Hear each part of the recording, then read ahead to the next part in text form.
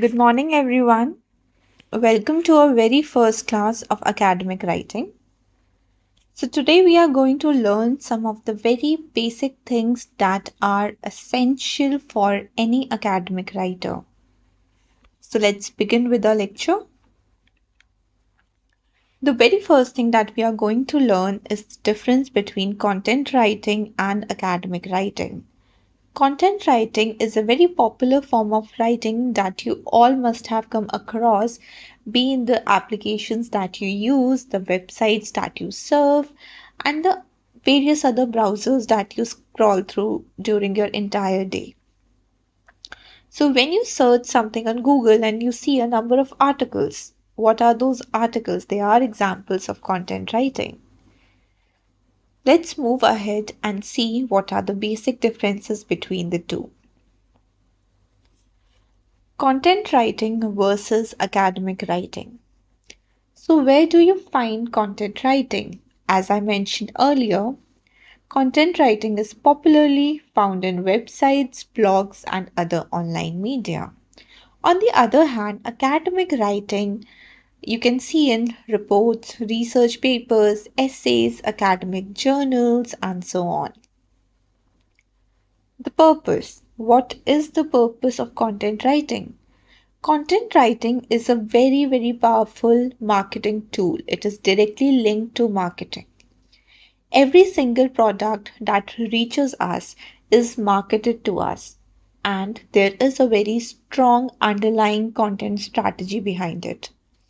So, in short, we can say that content writing has the purpose of promoting websites or businesses. On the other hand, academic writing conveys scholarly information. It is focused on conveying scholarly information to us. Who are the audiences of these two forms of writings? Content writing has a very large set of audience since it is almost everywhere. Any layman can, simply just type on Google, go through the articles. So the size of audience for content writing is huge. On the other hand, for academic writing, the size is very small. There is only, a very small group of qualified audience. For example, if you read a psychology paper, then who is going to be the audience of that paper? It's going to be either the students, the professors, or the researchers. Therefore, the audience for academic writing is comparatively very small.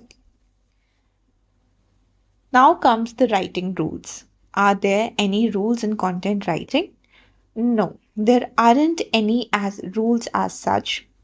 All you need to do is have a very strong command over language and your writing skills. Content writing is more of a free form of writing. You can follow any structure, use any form of creativity.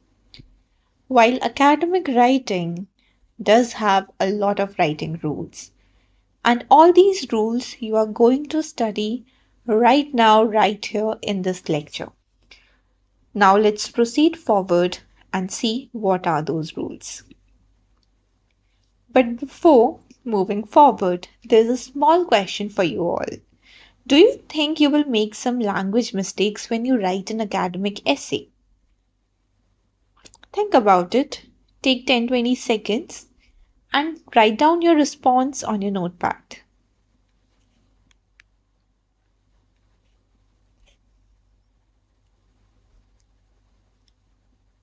Honestly, any beginner in academic writing is bound to make some mistakes. However, some good learners can refrain from those mistakes and learn through this lecture a lot of things that are going to help you all in your journey of academic writing. Let's proceed forward and see what the lecture holds for all of us. So, what are the mistakes that writers often make? The very popular one is inadequate diction. Unacademic expression is another form of mistakes that new writers usually make. Then the third one is the grammar mistake. And what are the results of making these mistakes? Firstly, as an academic writer, if you make any of these three mistakes, the task is bound to fail. What does a failing task lead to? It leads to customer dissatisfaction. Customers are extremely important to us and all the more important in academic writing because their future lies in what you write. So you cannot take it lightly any day. So, failure of tasks is going to lead to customer dissatisfaction. And if customers are dissatisfied, be it any business, it leads to damage of company's reputation. So, giving out good quality output is very, very important for the reputation of company, for making our clients happy and satisfied. Now, let's move forward and read about the very, very basic academic writing rules. It is very important to write content in an academic way. Our main focus and our goal is to give very high quality work to our clients. So, in today's class, we are going to avoid all vocabulary and grammatical errors, and for that, we are going to learn these small lessons that are going to help you in your academic writing journey. Now, we'll start with the very first section, which is diction. So, in diction, we are going to have five subparts. The first one being abbreviations. What are abbreviations? You all must be familiar with it, right? So, abbreviation means the short form of a word or a phrase. The second is possessives. What are possessives? The possessive means that we use apostrophe as a determiner to show that something belongs to someone. The third one is literary devices. Do you know what are literary devices? What are the various literary devices? If anyone is like student of English literature, comparative literature over here, then you must be familiar with it. So literary devices are more like metaphors or similes. We cannot use them alliterations. We just cannot use them in academic writing. The fourth one is colloquialism. Colloquialism, though sounds a very heavy word, but it just means, a word or a phrase or anything in informal language with some local version. So the informal language is again strictly prohibited in academic writing. The last one is big words. Big words simply refer to complicated or complex words. Academic writing is not about showing off your vocabulary, it's about conveying the right information and putting forward the right analysis. So, avoiding big words and making your task confusing is not recommended.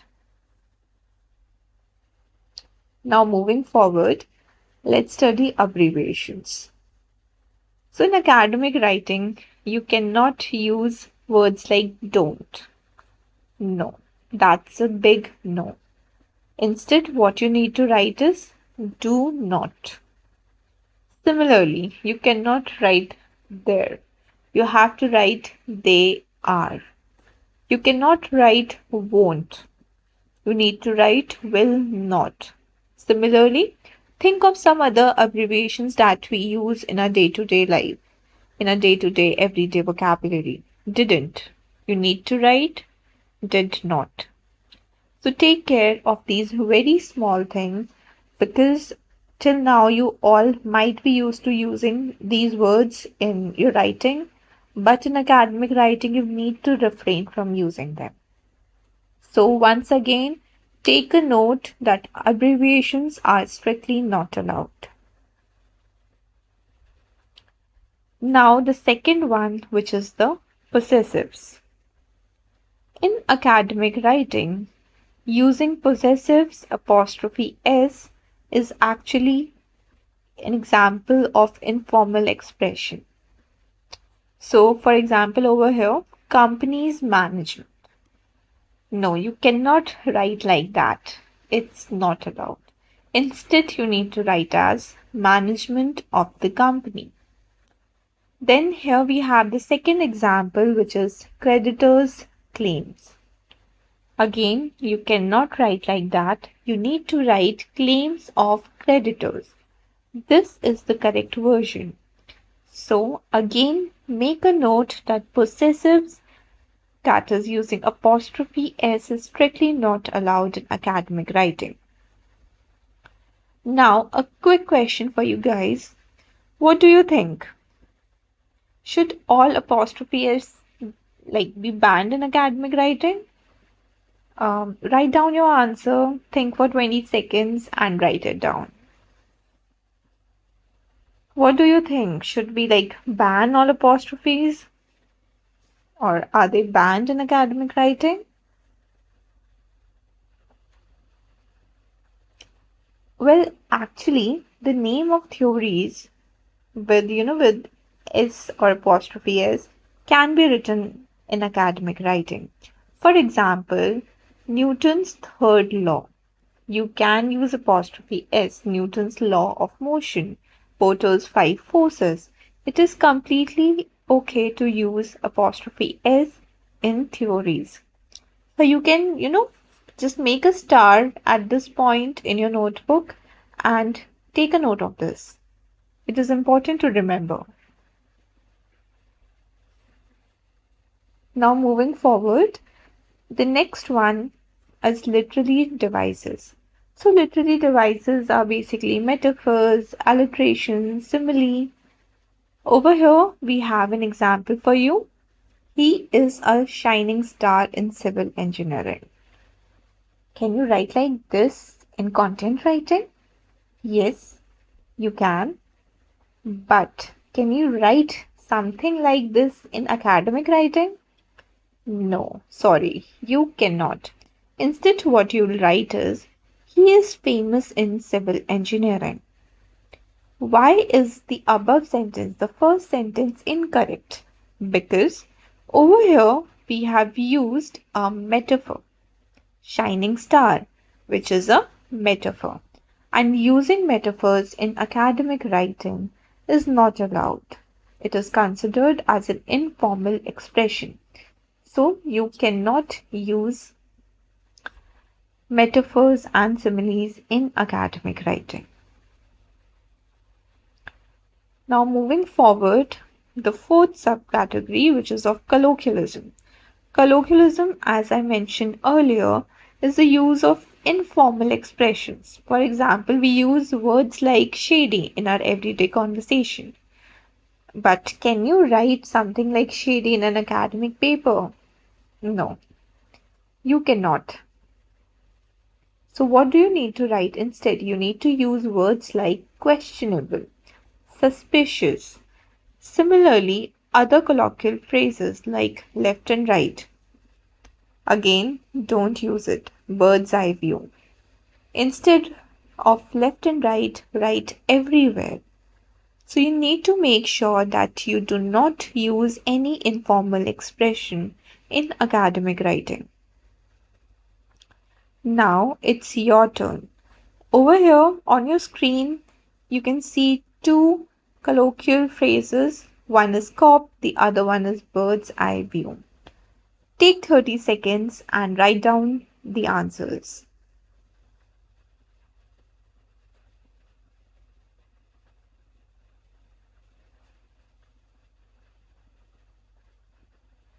Have you written your answers? Now let's move forward and see what the answers are. So, you must have heard words like cop in popular web series, in movies. It's quite popular, saying cop. But can you write something like cop in an academic paper? No. Instead, you need to write words like policeman or police officer. Similarly, for bird's eye view, you cannot write it like that. Instead, you need to write overview. So these are the correct expressions that you need to use. I hope this is clear to everyone. that informal expressions are not allowed in academic writing. Moving forward, now we have the last one, which is big words. So, what are big words? Big words, as I mentioned earlier, are just complex words. Like I said, our job in academic writing is not to show off our vocabulary, it's to express our knowledge and our analysis in a correct way. So, using words like illusory, it is not very much preferable. Even if you use it, it's not incorrect, but your goal is to tell your targeted audience about your research and not about your vocabulary. So try avoiding usage of such words in your academic papers. I hope all these 5 points are clear to everyone. Just in case if they are not clear, I hope you have made your notes. Just go through them. In case you have any questions after the lectures, you can ask them.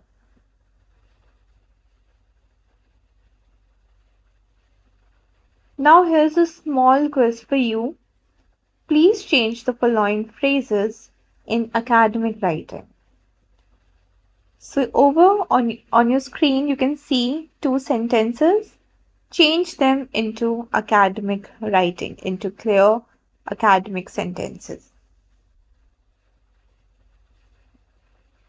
You have a minute for this. Write down the correct answers in your notebook. You can pause the lecture and write down the correct answers.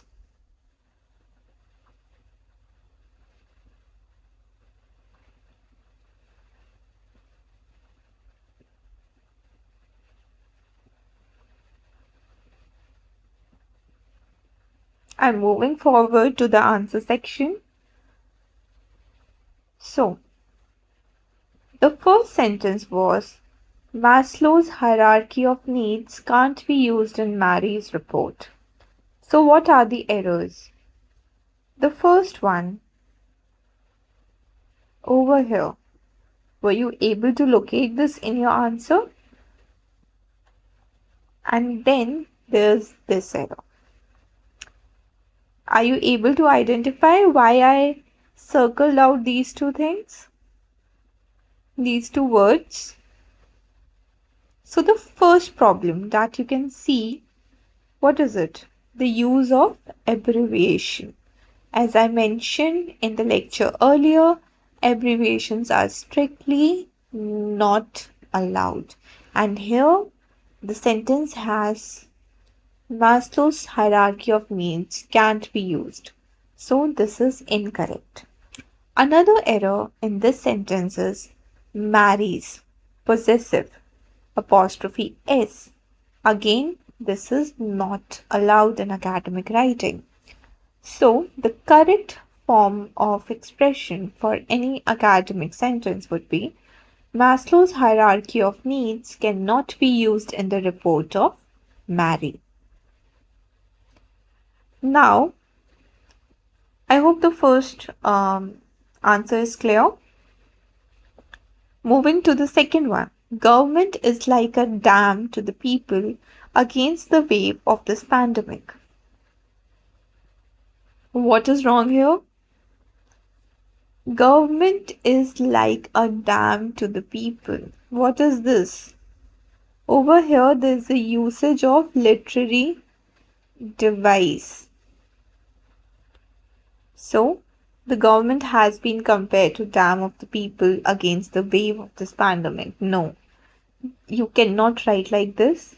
So, what would be the correct sentence? It will be government should protect people from this pandemic. In case if you were not able to um, find the answers correctly, you can note them down. You have 30 seconds. Also, if you were not able to answer correctly, it means you need a very thorough revision and you need to remember the points that have been taught in the lecture. So go through your notes again very carefully. And if you have answered this correctly, then good job, well done.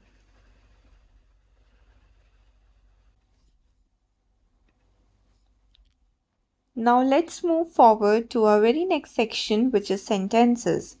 In this section, we are going to have three subsections, which are number one, long sentences, number two, run on sentences, and the last one is going to be conciseness.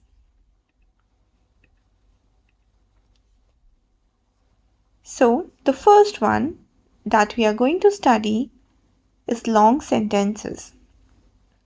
So, there's a sentence on your screen. What do you think? Is the sentence correct?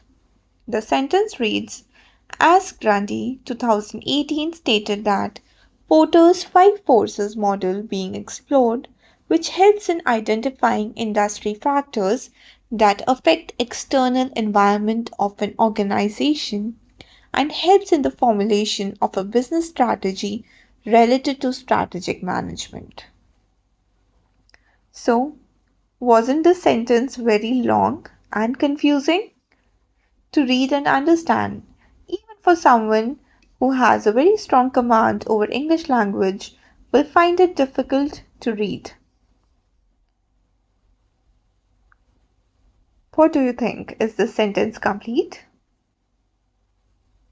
Write down your answers. Take 20 seconds, go through the sentence, and then write down your answer.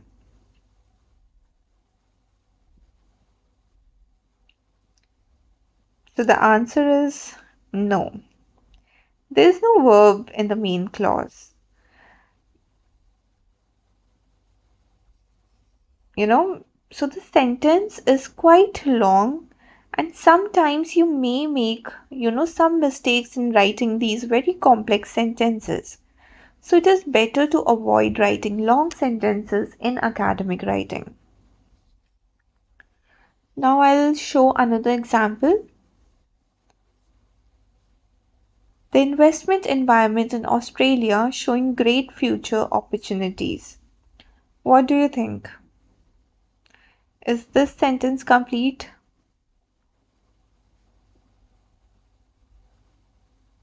Have you written your answers? So the correct answer is again no. This sentence is not complete. As we all know, each sentence requires at least a subject and a verb. Verb is an action and a subject is a noun or a pronoun that does the action. So in this sentence over here, there is no verb. Can you see any? No, there isn't. Over here also you can see that the sentence states the investment environment in Australia showing great future opportunities. So instead, what you need to write is the investment environment in Australia is showing great future opportunities. This would be right. So there's a subject as well as a verb. Also, you can also write the sentence as the investment environment in Australia shows great future opportunities. This is also correct. So it is very, very important, and it is an important note and a reminder for you people that no matter whether the sentence is long or short, pay very sharp attention to the sentence structure. Don't lack verbs. Take a note, don't lack verbs. Moving forward, let's have a look at this sentence. What do you think? Now that you have already practiced two long sentences, what do you think? Is this sentence correct? Prior to the 20th century, women in novels was stereotypes of lacking any features that made them unique individual and are also subject to numerous restrictions imposed by the male dominated culture. Take 30 seconds and try to identify whether this sentence is correct or not.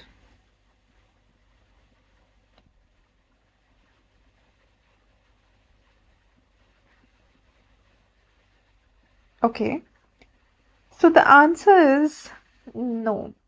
Unfortunately, the third sentence is also incorrect. Why?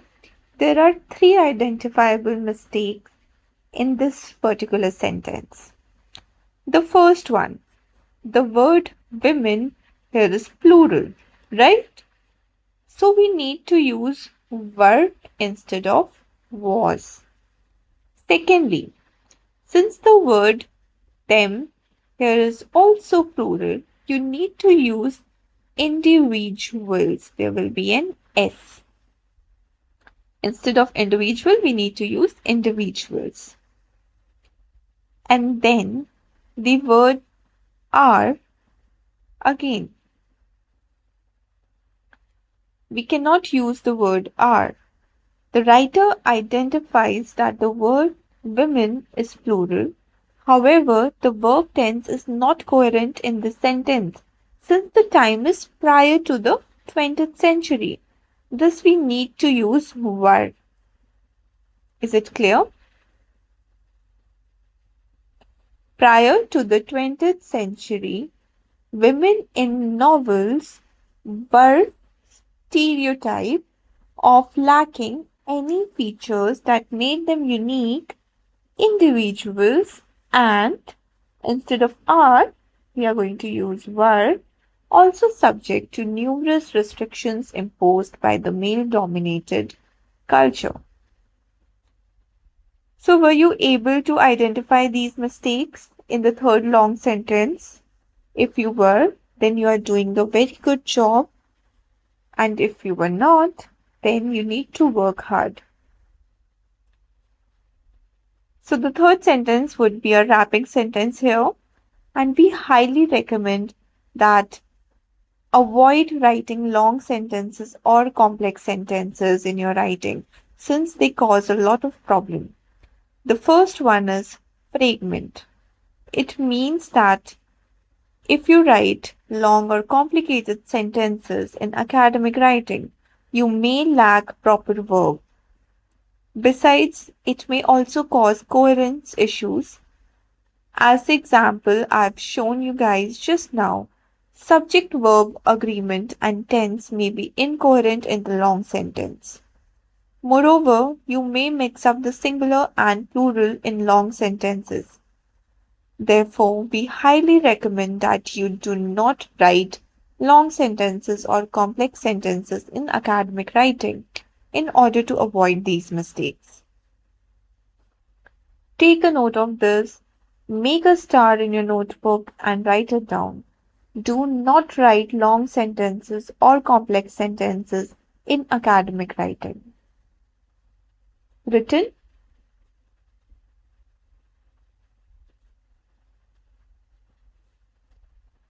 Now we'll move forward to the next type of mistake that we are most likely to make as new academic writers. And we call it run on sentences. Have you heard of run on sentences before? If you're familiar with basic writing and grammar rules, then you must have heard about them. So on your screen, you can read this sentence. It is nearly 5:30. They cannot reach the town before dark. What do you think? Is this sentence acceptable in English writing? Read the sentence aloud and think of your answer. What do you think about it? Is it acceptable or is it not acceptable? So the correct answer is, of course, not. No, it is not acceptable. Very, very clearly, it is not acceptable in academic writing. And what is the reason? The reason is that this is a run on sentence. It means that two or more independent clauses have been joined in this sentence without the use of either a correct punctuation or conjunction. Now the question arises, how to correct this problem? There are two ways to fix the run on sentence. First, you can use the appropriate punctuation to correct the run on sentence. We can use a full stop rather than a comma. Over here, we can use a full stop.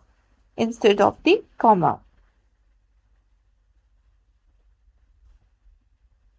Then what will happen? The sentence will be divided into two individual sentences. Also, we can use a semicolon instead of comma between the first clause and the second clause.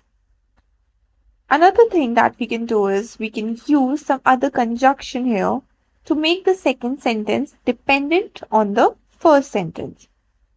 For example, what we can do is we can write, it is nearly 5:30. They cannot reach the town before dark.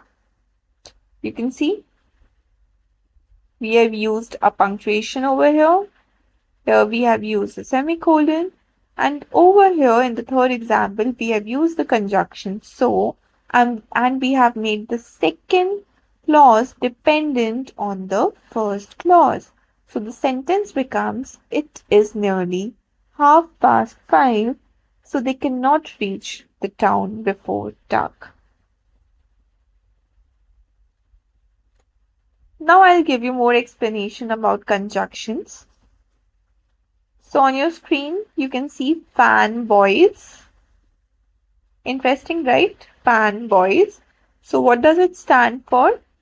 F stands for, A stands for and, N stands for nor, B for but, O for are, Y for yet, and S for so.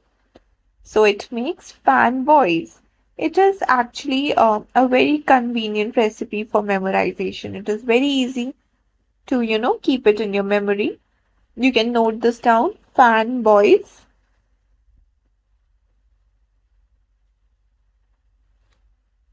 Also, you need to, over here, just note it down that you cannot use these words in the beginning of a whole sentence. Sentences cannot start with for, nor, but, or, yet, so. If we use these words in between the sentences, they should be separated by a comma. Okay? Over here, for example, it is nearly 5:30 and they cannot reach the town before dark. What do you think? Is this correct? No, it is still incorrect. Why? Because over here, we need to use a comma before and then this run-on sentence will be correct. This is the correct version. This is how you need to actually write down the sentence to avoid run-on sentence error.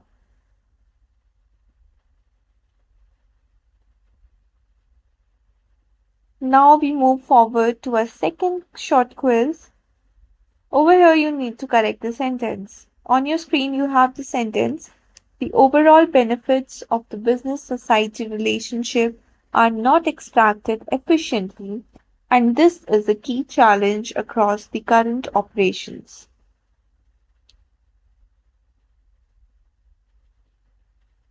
So you have 30 seconds. Write down the correct answers.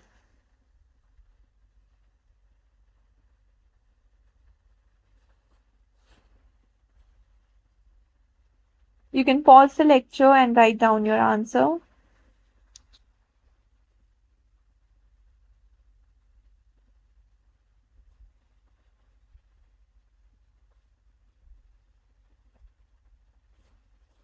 So now you can see the sample answers on your screen.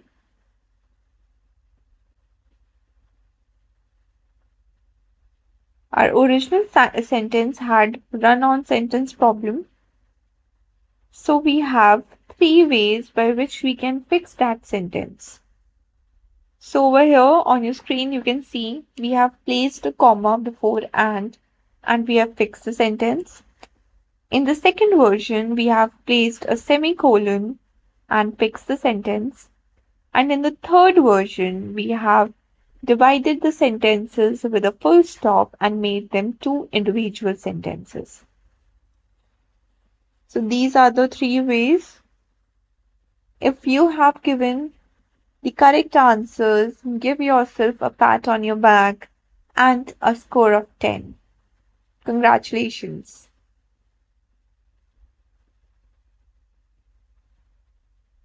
So, shall I move forward? Is this clear?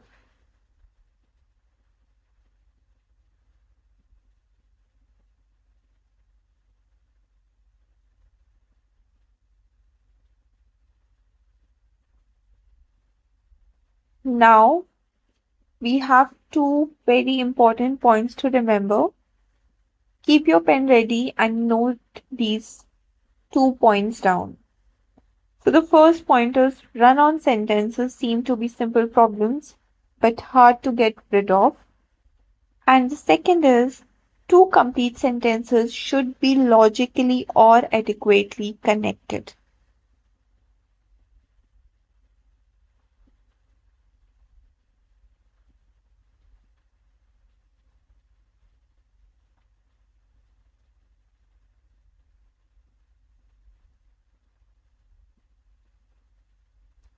Now we move forward and we are on our third problem, which is conciseness. So there can also be a problem of conciseness. This means that a sentence should not include unnecessary words. For example, over here on your screen, you can see the sentence, it is red in color. Another sentence, he went back in the month of March. He found his neighbor who lived next door to be attractive in appearance. So, what is the problem with all these sentences? All the three sentences are actually very wordy sentences. Please make sure that every sentence that you write in academic writing is concise in nature. There should not be any unnecessary word or words. Now we come to the third quiz of our lecture today. Over here, what you need to do is you need to shorten the sentences without changing their meaning.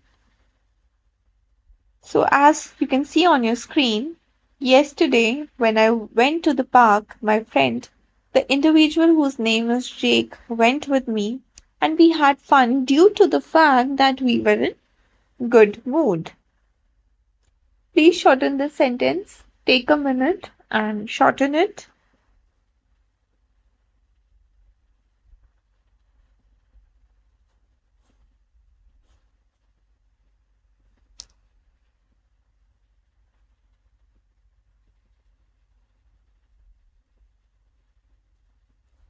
So here we have the answer.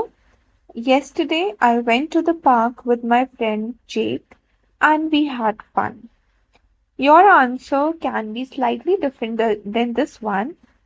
It's completely okay to have a different answer as long as you have shortened the sentence concisely.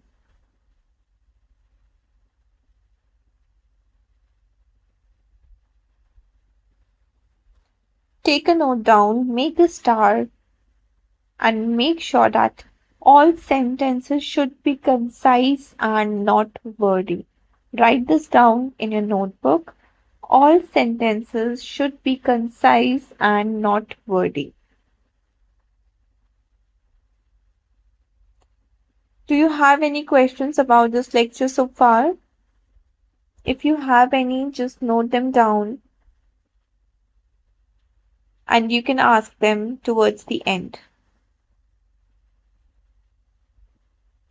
Now, moving forward, basic grammar rules is our next subcategory. So, in this, you all must be familiar with the grammar, of course, but this is just like a quick revision. So, there are two parts in this section. The first one is tenses, the other one is person perspective, which includes the first person, the second person, and the third person.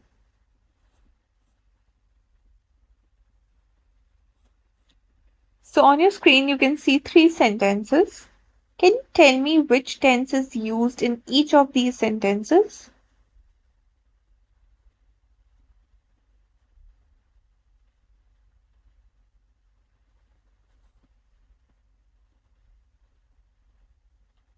Okay, so let me explain. The first sentence, EcoCity is seen as the preferred method to achieve sustainability. Which tense has been used in this one? It is the simple present tense. Why? Because it shows a regular or habitual action or state. Besides, it also expresses objective facts or universal truths. As for the sentence does not require specific tense, you can use simple present tense. The second sentence, you can see the word examined. It shows that it is simple past tense. This means that the action or state is in the past. The third one, the third sentence, this study will aim at. The word will, what does it show? It shows simple future tense, which indicates that the action is actually in the future. You need to determine the tenses in the academic writing and make sure that your tenses are coherent throughout the paper. You cannot write in, present tense and then switch to past tense, then future tense. No, you cannot do this. You need to maintain a coherence of the tenses throughout the paper. Now let's move forward and look at person perspectives. There are many types of orders that you may take in the future. In case of a reflective assignment, the first and second person may be used. So, what is a reflection? I hope you must be familiar with what it is. A reflection is a form of personal response to others' experiences, current situations, or recent events. Some professors may ask students to express personal understanding. Since the personal response is involved, the first and second person may be used. So, in reflective assignment, you can use the first person or the second person. For example, I have experienced so and so. I have learned strategic management. So these are examples of first person that you might be using in your reflective assignments. Mostly, if the task can use them or not will be mentioned in the requirement file. If you are not sure whether to use first person, then what you can do is you can simply contact with the operator or your team manager. However, in academic writing, 95% of the times you have to use third person. Third person is the key of academic writing. And why is it so? Because you cannot write things like I think, I suppose. No, you cannot write. Why? Because it is an academic paper. It doesn't matter what you think. Everything depends upon the research. What are the proofs? Even if you give an argument, you need to support your argument with examples, with other arguments. So you cannot use first person in academic writing. Third person is the norm. So you need to write things like it can be concluded that, not I conclude that. No, it can be said that. You cannot write I say that. The report argues. This essay summarizes that. Again, I repeat that it is very important for you to not use first and second person in academic writing. All these sentences, be it it can be concluded that, it can be said that, have been written in passive voice. You can also use like active voice in academic writing, that is totally fine, but third person is very important. Refrain from using first and second person. Now we move forward to the last quiz of today's lecture. So over here, please rewrite the sentence. without changing its meaning.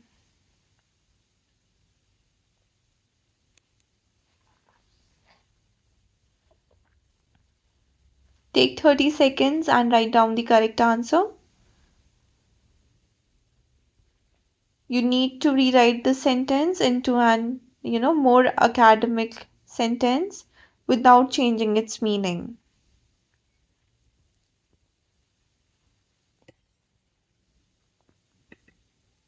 So the answer will be the demand of the product will be analyzed.